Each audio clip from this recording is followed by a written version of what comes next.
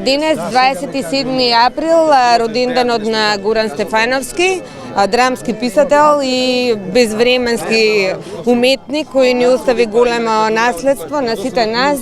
Го обележуваме како настан Ден на културата на општина Центар, со кој ќе го обележиме и ќе го прославиме неговиот живот, сите дела кои ги остави, ќе го обележиме со садење на едно дрво во негова чест за да му дадеме живот и ќе најавиме и спомен обележието кое ќе биде поставено. Ова е еден настан кој нема да се одржава само оваа година, туку ќе влезе во програмата за култура и општина Центар секоја година ќе го има на 27 април како ден во кој ќе го чествуваме Горан Стефановски. Денеска мислам дека ќе го прославиме со убави луѓе, како што гледате, независно што е празник, се собра голем број почитувачи на неговото дело и се надевам дека сите ќе уживаат во моментите кои ги подготвивме. Заедно со семејствата ќе се организира за некое време во паркот поставување на едно символично, мало, скромно, но достоинствено спомен обележје, клупа која ќе биде во метал излиена и фигурата на Горан во човечка големина, покрај која ќе може секој да седне и да ужива и да се потсети на вредноста на животот на секој од нас и на животот на Горан. Тоа е идеја. И да му направи муабет. Идејата е тој седи со вкрстени нозе и со книга се надеваме и гледа кон кој сака да седне. Низ свет има такви различни клупи сум видел. Едноставно тој сакаше многу приказни да слуша. Сакаше од сите приказни да слуша, па идејата е кој сака кога му е нешто на памет да може да дојде да се разговара со него и тоа е. Па благодарам многу на општината за таквата спремност тоа да го изведе и да го... Ама сега бараме пари за тоа, да ви кажам право, преку некој краудфандинг, па се надеваме дека ќе најдеме, дека ќе се лие во Англија и...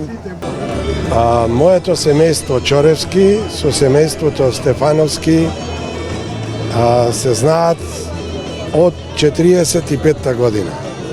Значи, од првиот момент кога се доаѓаат како основоположници на Македонскиот народен театар, играат Тихомир, Чичко Мирко, татко му на Горан, и татко ми во првата представа Платон Кречет.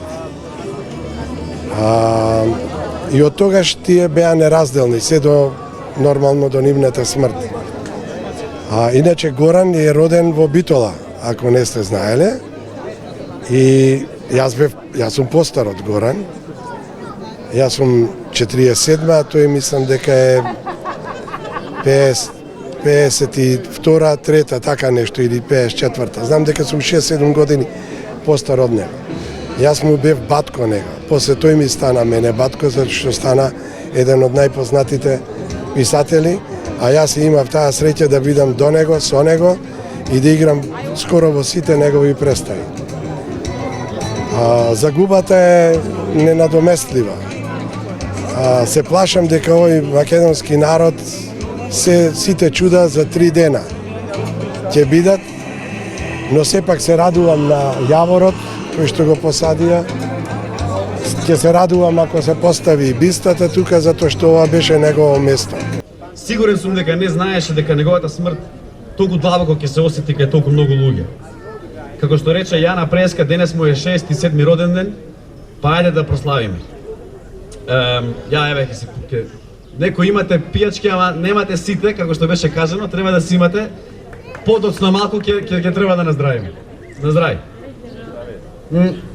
Добро, знаете зошто сме тука, ама можеби не сте сватиле дека сме тука и за ова дрво позади вас. Тука има еден чинар, млад, поставен пред 7 до 10 дена. Тоа дрво е поставено таму во сеќавање на Горан Стефановски. Тоа дрво само што си го започна животот.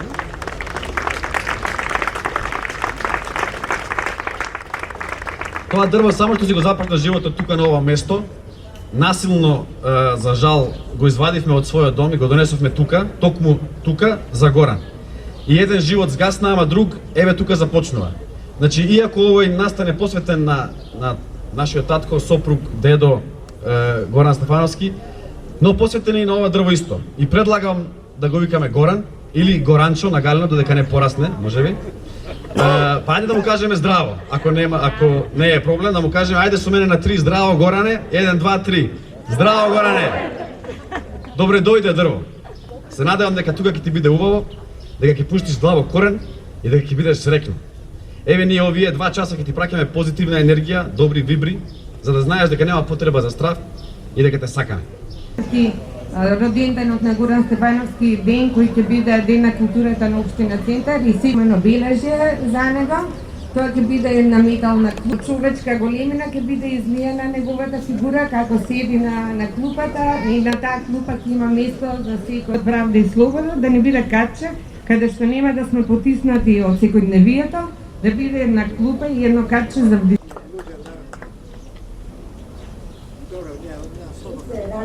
Поигравата се поврати од самото собрание и се надевам дека во скоро се една меја на за нас поставите господа во 60-те години да се свираше музика од она време. Сега некој тоа го нема. И бас не сега се жол сок да се даме студиото, видете сега, па нешто музика, тој 10 години почне да направиме една емисија во која ќе ги пуштиш почите и ќе кажеш. На молбата да ни пушти музика се израдува